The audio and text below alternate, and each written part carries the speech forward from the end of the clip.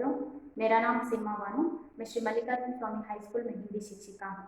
बच्चों, आज हम 10वीं कक्षा के गद्य भाग कर्नाटक संपदा इस पाठ के बारे में जानेंगे। पाठ का नाम है कर्नाटक संपदा।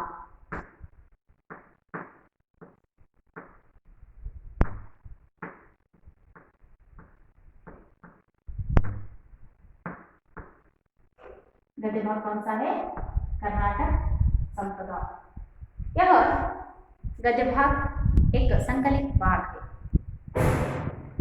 इस पाठ के बारे में जानने से पहले हम लोग इस पाठ से संबंधित आशय भाव को देखेंगे, यानी कि इस पाठ का आशय या उद्देश्य को जानकर इस पाठ के भावार्थ को हम यहाँ पर देखेंगे। इस पाठ का आशय इस प्रकार है। जननी जन्मभूमिश्च स्वर्गादपि गरीयसी। पर प्रत्येक व्यक्ति का अपनी जन्मभूमि से अनुराग और उस पर अभिमान करना सहज है। कर्नाटक हमारी जन्मभूमि है। यहाँ की प्राकृतिक सुषमा, साहित्यिक वैभव और ज्ञान विज्ञान क्षेत्र की प्रगति अपार है। देश विदेश के लोग यहाँ की तकनीकी के विकास की मुक्त कंठ से प्रशंसा करते हैं। इस संदर्भ में प्रस्तुत पाठ अत्यंत प्रासंगिक एवं सार्थक है। जननी जन्म भूमिश्च स्वर्गादपि गरीयसी। प्रत्येक व्यक्ति का अपनी जन्मभूमि से अनुराग और उस पर अभिमान करना सहज है। हर एक व्यक्ति को अपने जन्मभूमि पर प्रशंसा करना और अपनी जन्मभूमि पर अभिमान सहज रूप से आता है। हम लोग भी अपने देश के प्रति अभिमान व्यक्त करते हैं। अपने देश के प्रति, अपनी जन्मभूमि के प्रति हम लोग भी अनुराग और अभिमान सहज रूप से व्यक्त करते हैं। ऐसे ही कर्नाटक हमारी जन्मभूमि है। हम लोग तो कर्नाटक में रह रहे हैं। कर्नाटक हमारी जन्मभूमि है। सहज रूप से कर्नाटक के प्रति अभिमान रखना हम सबका कर्तव्य है और हम लोग भी कर्नाटक के प्रति अभिमान रखते हैं, अभिमान व्यक्त करते हैं। यहाँ की प्राकृतिक सुषमा, यानी कि कर्नाटक की प्राकृतिक सुषमा, साहित्यिक वैभव और ज्ञान विज्ञान क्षेत्र की प्रगति अपार है। हम लोगों को पता ही है कि कर्नाटक किस तरह हर एक क्षेत्र में प्रसिद्धि पाई हुई है। हर एक क्षेत्र, यानी कि यहाँ की प्राकृतिक सुषमा अत्यंत सुंदर है। कर्नाटक में बहुत से क्षेत्रों को देखने के लिए देश विदेश से लोग आते हैं। हम लोगों ने सभी ने देखा है कि हमारे कर्नाटक में कितने ऐसे प्रसिद्ध क्षेत्र हैं जिनको देखने के लिए देश विदेश से लोग आते हैं। ऐसे ही इतने वैभव से भरा हुआ, प्राकृतिक सुंदरता से भरा हुआ, साहित्यिक वैभव, बहुत से देवालय, उन सभी को देखा है कि साहित्यिक वैभव और ज्ञान विज्ञान क्षेत्र की प्रगति अपार है। हमारे कर्नाटक में प्राकृतिक सुषमा, साहित्यिक वैभव और ज्ञान विज्ञान के क्षेत्र भी अधिक प्रगति अपार है। देश विदेश के लोग यहाँ की तकनीकी के विकास की मुक्त कंठ से प्रशंसा करते हैं। यहाँ पर कर्नाटक में जितने भी साहित्यिक क्षेत्र हैं, उन सभी क्षेत्रों को देखने के लिए देश विदेश से लोग आते हैं और यहाँ के साहित्य को देखकर, प्राकृतिक सुषमा को देखकर, प्राकृतिक सौंदर्य को देखकर मुक्त कंठ से प्रशंसा करते हैं। इतना वैभव है हमारा कर्नाटक। इस संदर्भ में प्रस्तुत पाठ अत्यंत प्रासंगिक एवं सार्थक है। ऐसे संदर्भ में, यानी कि कर्नाटक में जितने भी वैभव के साहित्यिक वैभव, ज्ञान विज्ञान और प्राकृतिक सौंदर्य को बताते हुए दर्शाने के संदर्भ में प्रस्तुत पाठ यानी कि कर्नाटक संपदा अत्यंत प्रासंगिक एवं सार्थक पाठ है। बच्चों, यहाँ का यानी कि इस पाठ का आशय ही हमें यहाँ बता रहा है कि कर्नाटक में जितने भी प्राकृतिक सौंदर्य, साहित्यिक वैभव है, उन सभी की प्रशंसा इस पाठ में किया गया है। तो आइए इस पाठ के बारे में हम लोग आज हमारे कर्नाटक के वैभव के बारे में हम लोग आज यहाँ पर जानकारी हासिल करेंगे। उससे पहले मैं यहाँ पर इस पाठ का वाचन करूंगी। आप सब ध्यानपूर्वक पाठ को देखिए और सुनिए। प्रस्तुत निबंध द्वारा छात्र कर्नाटक के अतीत वैभव, वर्तमान प्रौद्योगिकी विकास तथा प्रकृति संपदा के साथ साथ इस राज्य के महान व्यक्तियों की साधना का परिचय प्राप्त करते हैं। कर्नाटक राज्य भारत देश का प्रगतिशील राज्य है।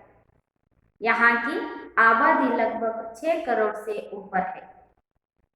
प्रकृति माता ने कर्नाटक राज्य को अपने हाथों से संवारकर सुंदर और समृद्ध बनाया है। कर्नाटक की प्राकृतिक सुषमा नयन मनोहर है।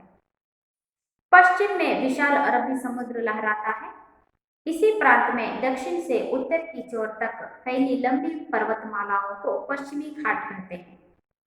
इन्हीं घाटों का कुछ भाग सह्याद्री कहलाता है।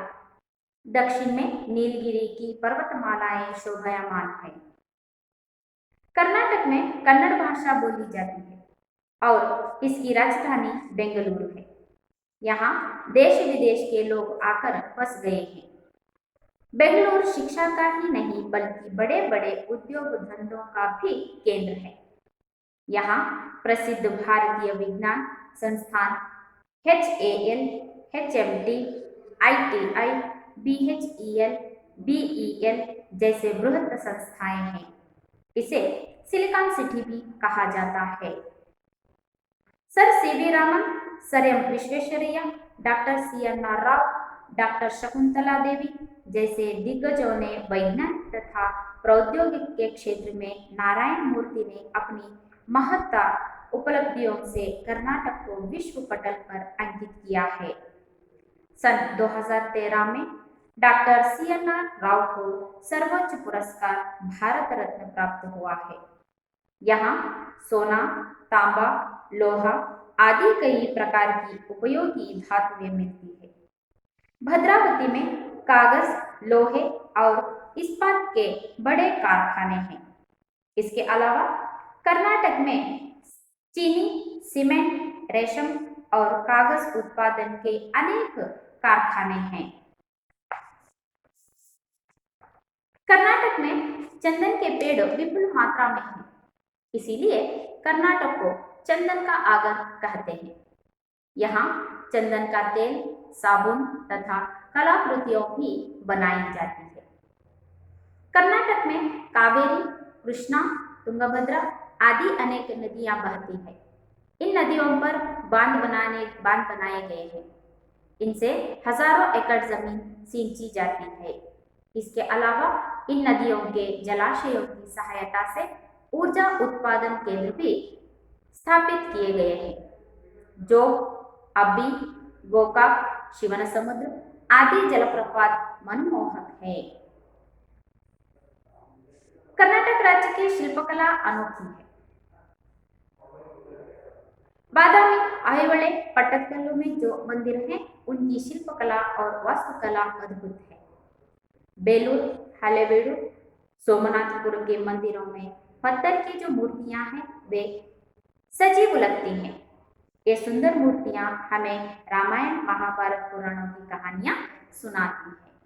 बच्चों, आप लोगों ने पाठ को ध्यान से सुना।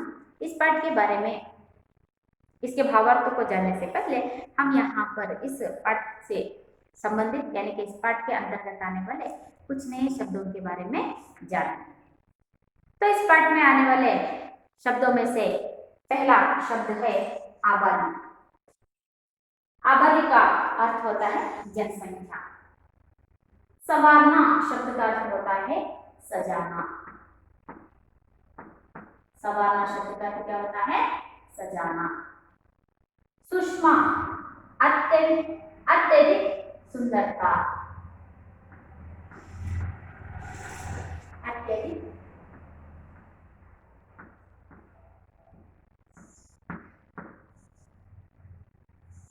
सुंदरता।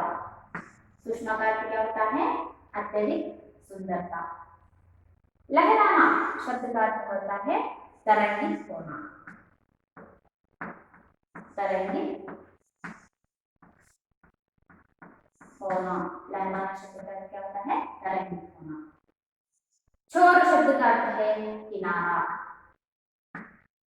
छोर शब्द का अर्थ क्या है? किनारा। घाट शब्द का अर्थ होता है चढ़ाव उतार का पहाड़ी मार्ग। चढ़ाव उतार का पहाड़ी मार्ग। आवली। आवली शब्द का अर्थ है कतार यानी के पंक्ति।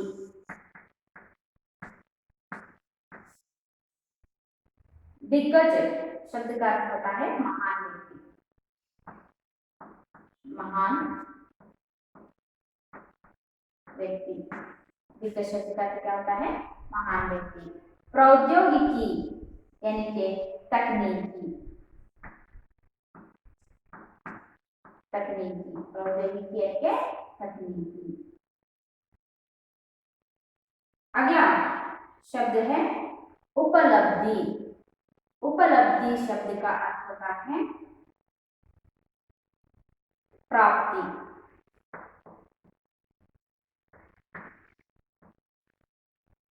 उपलब्धि शब्द का अर्थ क्या होता है? प्राप्ति यानी के सिद्धि।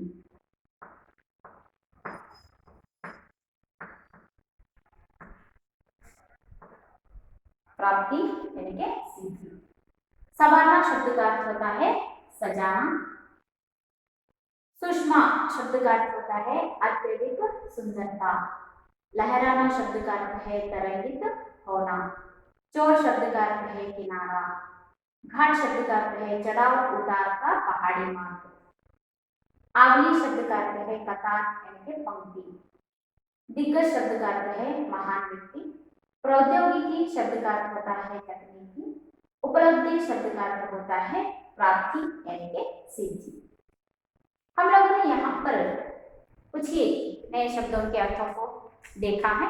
पाठ का विश्लेषण करते समय उस पाठ के विश्लेषण के अंतर्गत आने वाले और भी कुछ नए शब्दों के बारे में जानेंगे। अब हम पाठ की ओर चलेंगे।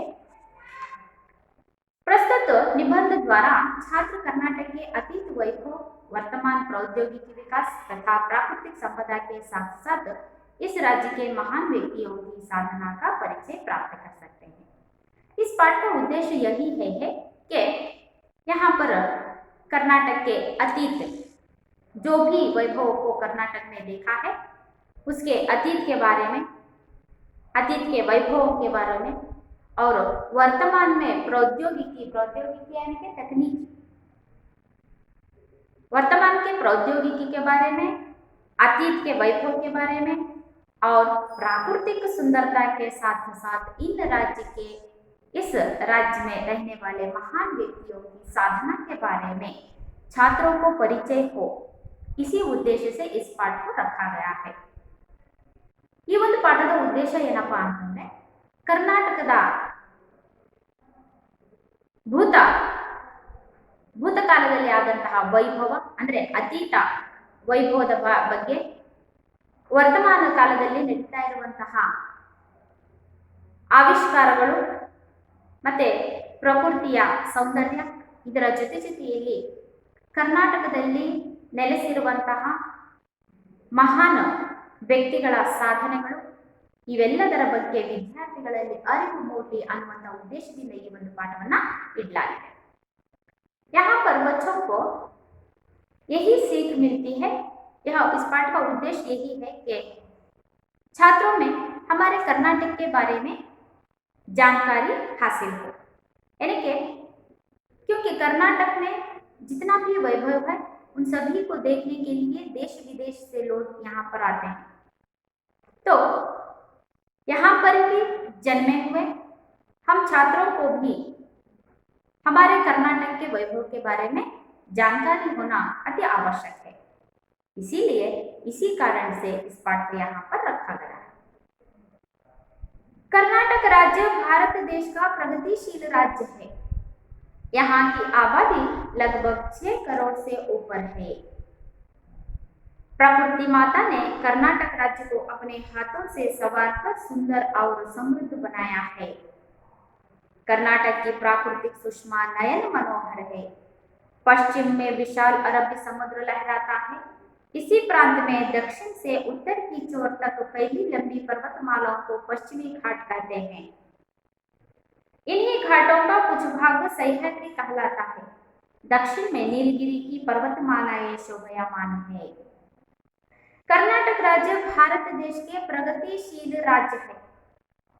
हमारा कर्नाटक राज्य भारत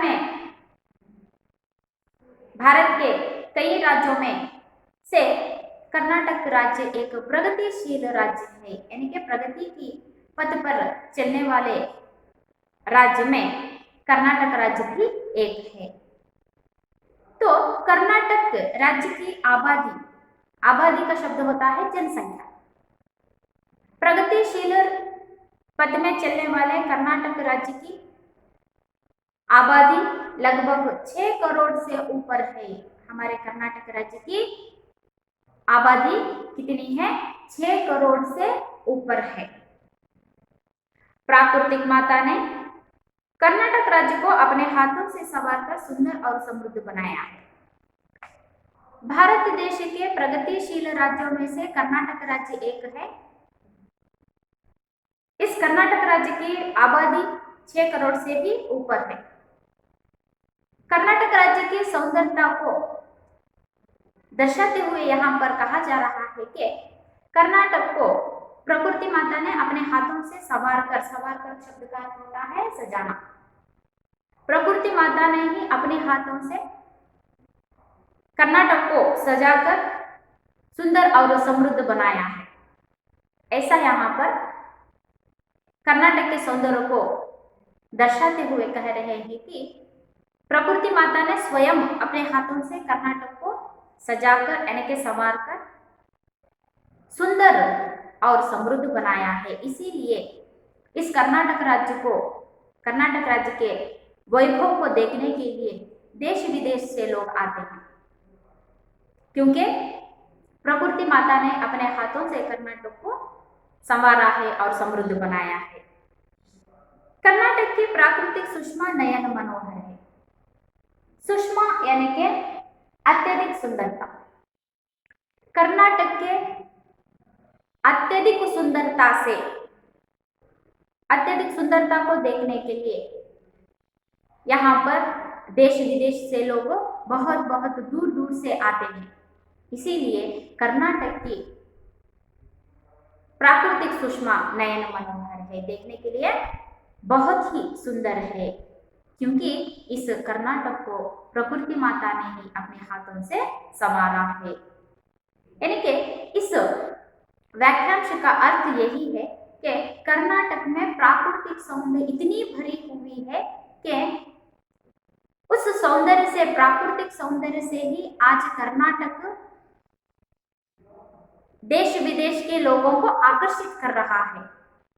यहाँ के वैभव को, यहाँ की प्राकृतिक सौंदर्यता को देखने के लिए लोग देश विदेश से आते हैं। इसीलिए यहाँ पर कर्नाटक को कह रहे हैं कि यहाँ की सौंदर्य प्राकृतिक सुषमा नयन मनोहर है, देखने के लिए बहुत ही अच्छा है।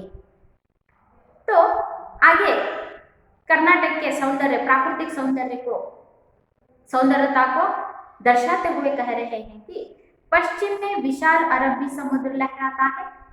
कर्नाटक के पश्चिम में विशाल अरबी समुद्र लहराता है। कर्नाटक के पश्चिम में क्या लहराता है? अरबी समुद्र लहराता है।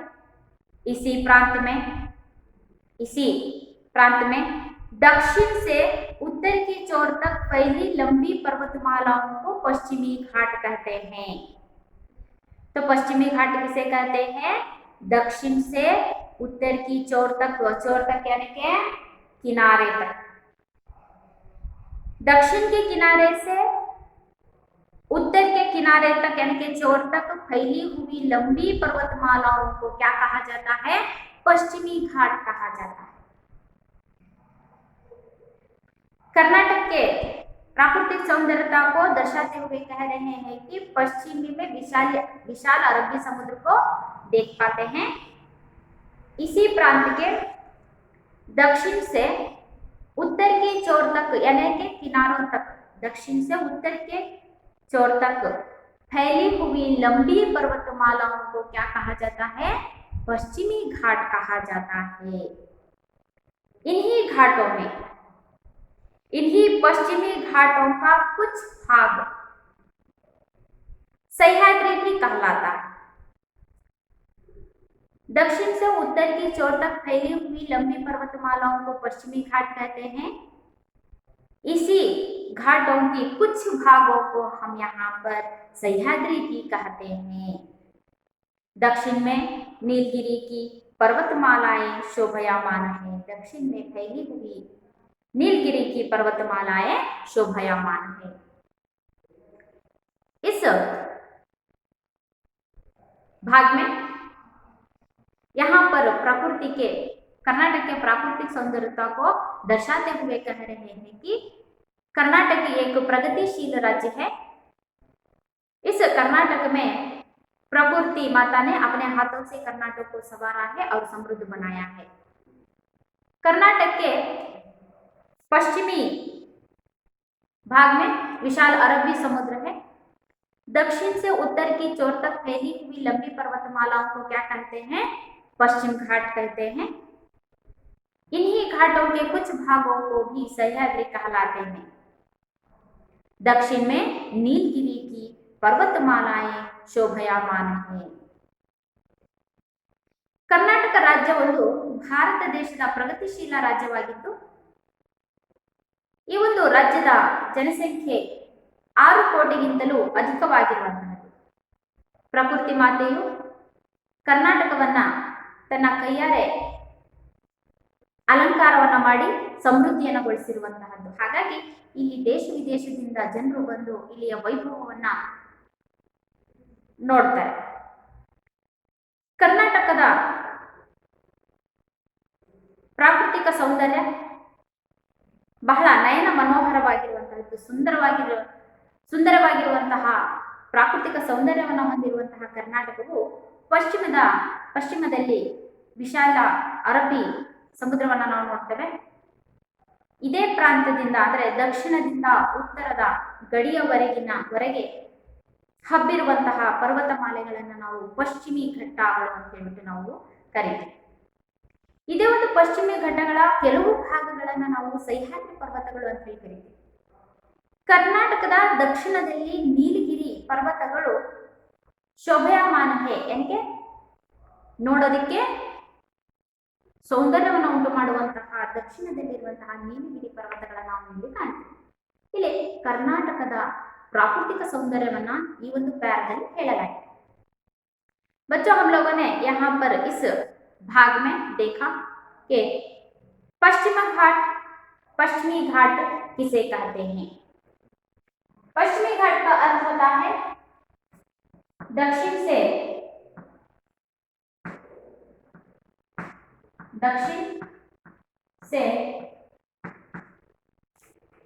उत्तर के छोर तक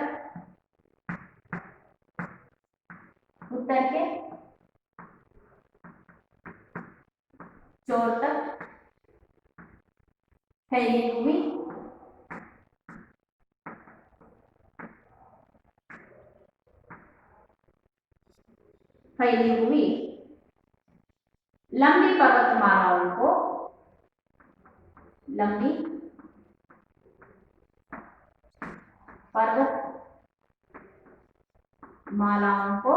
क्या कहते हैं? पश्चिमी घाट कहते हैं। दक्षिण से उत्तर की ओर तक फैली हुई लंबी पर्वतमालाओं को क्या कहते हैं? पश्चिमी घाट कहते हैं।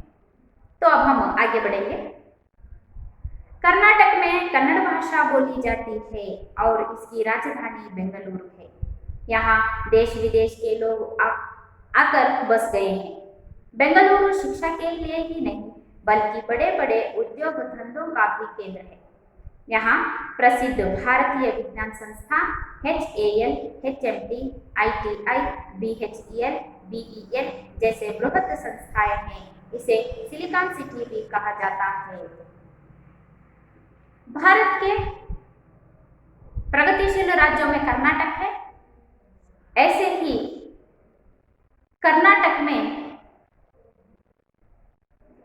की राजधानी मानी जाने वाली बेंगलुरु के बारे में यहाँ पर बताया जा रहा है। उससे पहले हम देखेंगे कर्नाटक राज्य में कौन सी बोली बोली जाती है? हाँ, कन्नड़। हम सब कौन सी भाषा बोलते हैं? कन्नड़ भाषा बोलते हैं। तो कन्नड़ में यानी कि कर्नाटक में कन्नड़ भाषा बोली जाती है और इसकी राजधानी बेंगलुरु है। कर्नाटक की राजधानी कौन सी है? बेंगलुरु। कर्नाटक की राजधानी कौन सी है? बेंगलुरु।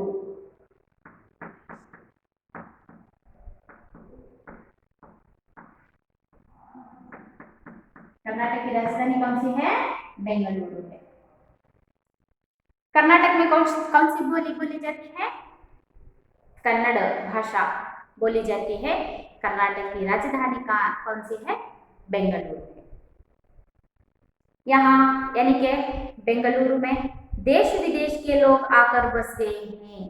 कर्नाटक की राजधानी कहलाने वाली बेंगलुरु में देश विदेश के लोग आकर बसे हुए हैं। हम लोग तो हर दिन टीवी पर देखते हैं, बहुत से समाचार पत्रों में हम लोग देखते हैं कि बेंगलुरु के बारे में हम सभी को पता ही है। कर्नाटक की राजधानी कहलाने वाली बेंगलुरु में केवल कर्नाटक के लोग ही नहीं वहां पर बसे हुए हैं, बल्कि वहां पर देश विदेश के लोग आकर बसे हुए हैं। बेंगलुरु को शिक्षा का ही नहीं बल्कि बड़े बड़े उद्योग धंधों का भी केंद्र है। बेंगलुरु केवल शिक्षा के लिए ही नहीं बल्कि यहाँ पर बड़े बड़े उद्योग धंधों का भी केंद्र है। जितने भी गांव में पढ़े हुए लोग होते हैं, यहाँ पर पढ़ाई करके उद्योग पाने के लिए, हम सब लोग तो जानते ही हैं कि उद्योग पाने के लिए बेंगलुरु, बहुत से लोग बेंगलुरु में गए हुए हैं, वहां पर बसे हुए हैं। इसीलिए बेंगलुरु केवल शिक्षा के लिए ही नहीं बल्कि वहां पर बड़े बड़े उद्योग धंधों के लिए भी एक केंद्र स्थान बना हुआ है बेंगलुरु। यहाँ यानी कि बेंगलुरु में प्रसिद्ध भारतीय विज्ञान संस्थान, मैंने यहाँ पर आपको बताया कि बेंगलुरु केवल शिक्षा के क्षेत्र में ही नहीं बल्कि बड़े बड़े धंधों में भी बेंगलुरु केंद्र स्थान बना हुआ है। तो बड़े बड़े संस्थाओं का कुछ परिचय यहाँ पर दिया गया है। उनमें से बड़े बड़े भारतीय विज्ञान संस्थाओं में से HAL, HMT, ITE, ITI, BHEL, BEL जैसे बृहद संस्थाएं हैं। बच्चों, इस भाग को आप ध्यान से सुनिए क्योंकि 2 अंक के प्रश्नों के लिए उत्तर यहाँ पर दिया गया है कि बेंगलुरु में रहने वाले प्रमुख संस्थाओं के बारे में बताइए। तो बेंगलुरु में देखे जाने वाले भारतीय विज्ञान संस्था HAL, HMT, ITI, BHEL, BEL जैसे बृहद संस्थाएं कहाँ पर देखने को मिलते हैं? बेंगलुरु में देखने को मिलते हैं। इसीलिए बेंगलुरु केवल शिक्षा क्षेत्र के लिए नहीं बल्कि बड़े बड़े धंधों उद्योगों के लिए। इतना ही नहीं, बेंगलुरु में बहुत से बड़े बड़े बृहद संस्थाओं को हम लोगों यहाँ पर देखने को मिलेंगे। उनमें से है HAL। बृहद संस्थाएं कौन कौन से हैं? HAL,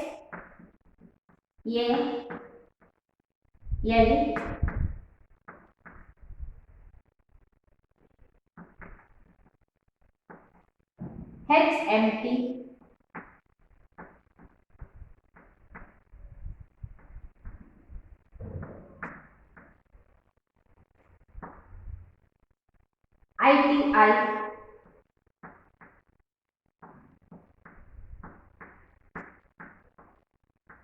ITI, BHEL,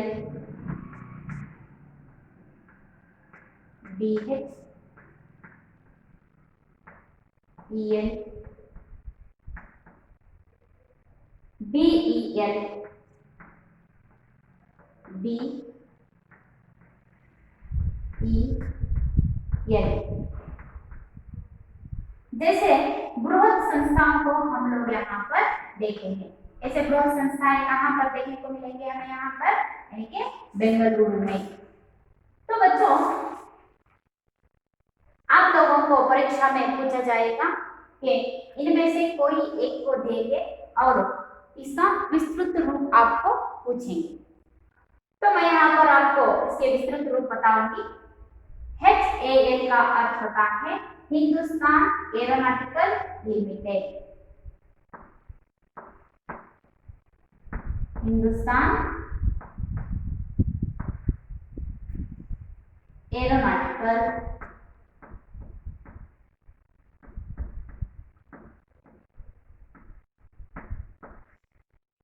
limited.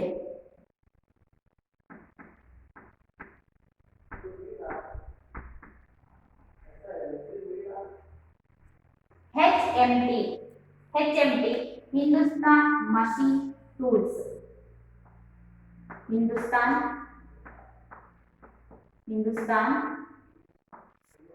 Machine tools.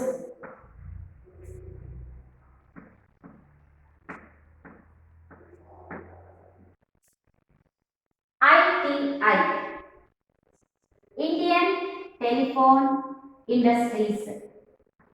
Indian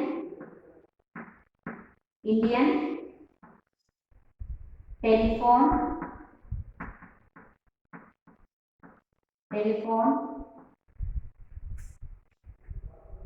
industries.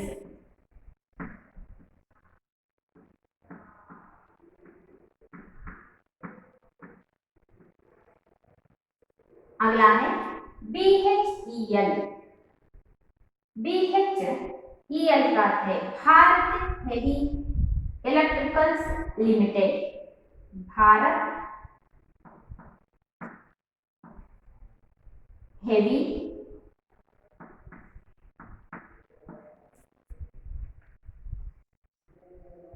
Electricals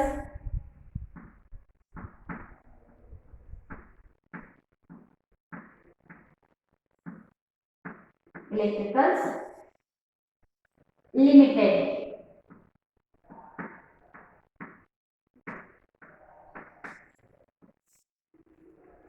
BEL यानी कि Bharat electricals limited. Bharat electrical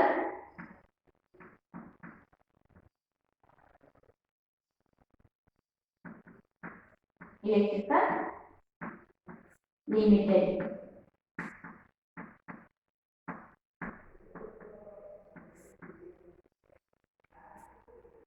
Bengaluru में देखे जाने वाले बृहद संस्थाओं में से HAL यानी कि Hindustan aeronautical limited, HMT Hindustan machine tools, ITI Indian telephone industries, BHEL Bharat heavy electricals limited, BEL यानी कि भारत इलेक्ट्रिकल लिमिटेड जैसे बृहद संस्थाएं हमें यहाँ पर देखने को मिलेंगे। बेंगलुरु को सिलिकॉन सिटी भी कहा जाता है। बेंगलुरु को क्या कहा जाता है? सिलिकॉन सिटी कहा जाता है। बच्चों, आप लोगों को यहाँ पर एक प्रश्न क्या उत्तर के लिए पूछा जाएगा कि बेंगलुरु को क्या कहा जाता है? Silicon city.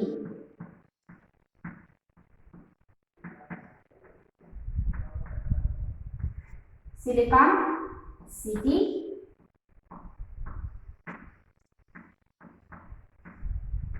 कहा जाता है।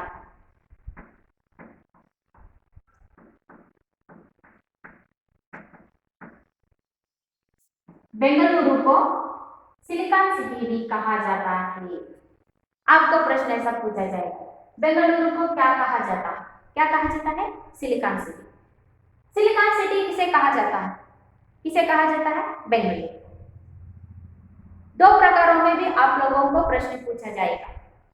इन दोनों के लिए भी बेंगलुरु को सिलिकॉन सिटी कहा जाता है। सिलिकॉन सिटी किसे कहा जाता है? बेंगलुरु को कहा जाता है। बेंगलुरु को क्या कहा जाता है? सिलिकॉन सिटी भी कहा जाता है। तो बेंगलुरु केवल शिक्षा क्षेत्र के लिए नहीं, उद्योग के लिए भी एक प्रमुख केंद्र बना हुआ है। यहाँ पर हम लोगों ने बहुत से बृहत संस्थाओं को देखा है और बेंगलुरु को सिलिकॉन सिटी भी कहते हैं। ಕರ್ನಾಟಕದಲ್ಲಿ ನಾವು ಕನ್ನಡ ಭಾಷೆಯನ್ನು ಮಾತಾಡ್ತೀವಿ. ಕರ್ನಾಟಕದ ರಾಜಧಾನಿ ಬೆಂಗಳೂರು. ಈ ಒಂದು ಬೆಂಗಳೂರಿನಲ್ಲಿ ದೇಶ ವಿದೇಶದಿಂದ ಬಂದು ಜನ ವಾಸವನ್ನ ಮಾಡ್ತಾ ಇದ್ದಾರೆ. ಈ ಬೆಂಗಳೂರು ಕೇವಲ ಶಿಕ್ಷಣ ಕ್ಷೇತ್ರಕ್ಕೆ ಮಾತ್ರ ಸೀಮಿತವಾಗಿರುತ್ತೆ. ಉದ್ಯೋಗಗಳಿಗೂ ಸಹ ಇದು ಬಹು ಪ್ರಮುಖವಾದಂತಹ ಕೇಂದ್ರ ಸ್ಥಾನವಾಗಿದೆ. ಈ ಬೆಂಗಳೂರಿನಲ್ಲಿ ನಾವು ಬೃಹತ್ ಸಂಸ್ಥೆಗಳನ್ನು ನಾವು ನೋಡ್ತೇವೆ. ಅದರಲ್ಲಿ HAL, HMT, ITI, BHEL, BEL ಇಂತಹ ಬೃಹತ್ ದೊಡ್ಡ ಪ್ರಮಾಣದ ಸಂಸ್ಥೆಗಳನ್ನು ನಾವಿಲ್ಲಿ ಕಾಣ್ತೀವಿ. ಬೆಂಗಳೂರನ್ನ ಸಿಲಿಕಾನ್ ಸಿಟಿ ಅಂತ ಹೇಳ್ಬಿಟ್ಟು ಕರೀಲಾಗುತ್ತೆ. आगे देखिए, sir CV Raman, sir M Visvesvaraya, doctor CNR Rao, doctor Shakuntala Devi जैसे दिग्गजों ने वैज्ञानिक तथा औद्योगिक के क्षेत्र में नारायण मूर्ति ने अपनी महत्ता उपलब्धियों से कर्नाटक को विश्व पटल का अंकित किया है। सन 2013 में डॉक्टर CNR राव को सर्वोच्च पुरस्कार भारत रत्न प्राप्त हुआ है। कर्नाटक राज्य में केवल बेंगलुरु ही नहीं, बृहत संस्थाएं नहीं, बल्कि यहाँ पर महान दिग्गजों ने अपने ही कार्य क्षेत्र में भारत को यानी कि कर्नाटक को वैभव का स्थान दिया हुआ है। उनमें से sir CV Raman, sir M Visvesvaraya, doctor CNR Rao, doctor Shakuntala Devi जैसे दिग्गजों ने वैज्ञानिक तथा प्रौद्योगिकी क्षेत्र में नारायण मूर्ति ने अपनी महत्ता उपलब्धियों से कर्नाटक को विश्व पटल पर अंकित किया है। कर्नाटक राज्य केवल प्राकृतिक सौंदर्य, बृहत संस्थाओं से ही अपने आप को, अपने नाम को उज्जवल नहीं किया है, बल्कि यहाँ पर यानी कि कर्नाटक राज्य में बहुत से ऐसे दिग्गज हैं जो वैज्ञानिक क्षेत्र में, प्रौद्योगिकी क्षेत्र में अपने कर्नाटक को विश्व पटल पर अंकित किया गया है। उनमें से sir M Visvesvaraya, CNR Rao, doctor Shakuntala Devi जैसे बहुत से दिग्गजों ने, दिग्गजों का अर्थ होता है महान व्यक्तियों ने प्रौद्योगिक क्षेत्र में यानी कि तकनीकी के क्षेत्र में विश्व के पटल पर कर्नाटक को अंकित किए हैं।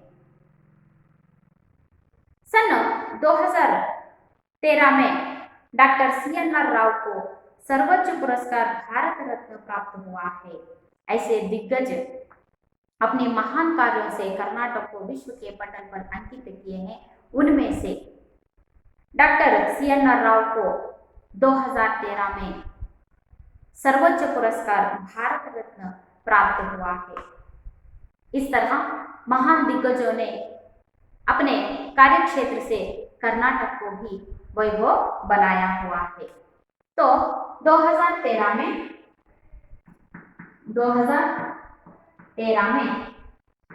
डॉक्टर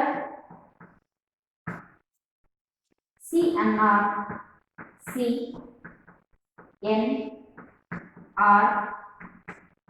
राव को कौन सा पुरस्कार दिया गया है? भारत रत्न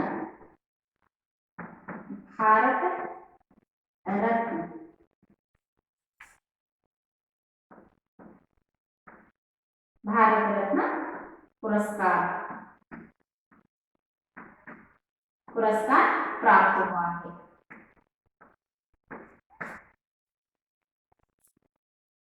कर्नाटक में केवल बृहत संस्थाएं नहीं बल्कि बहुत से बड़े दिग्गजों ने कर्नाटक को अपनी कार्यक्षमता से विश्व पटल पर अंकित किया है। इसी कारण ऐसे महान दिग्गजों में से डॉक्टर CNR राव को 2013 में सर्वोच्च पुरस्कार माने जाने वाले भारत रत्न पुरस्कार से सम्मानित किया गया है। बच्चों, अब तक हम लोगों ने कर्नाटक के बारे में, वैभव के बारे में देखा। यहाँ सोना, तांबा, लोहा आदि कई प्रकार की उपयोगी धातुएं मिलती हैं। कर्नाटक राज्य में सोना, तांबा, लोहा आदि कई प्रकार के उपयोगी धातुएं भी मिलती हैं। इतना वैभवयुक्त है कर्नाटक।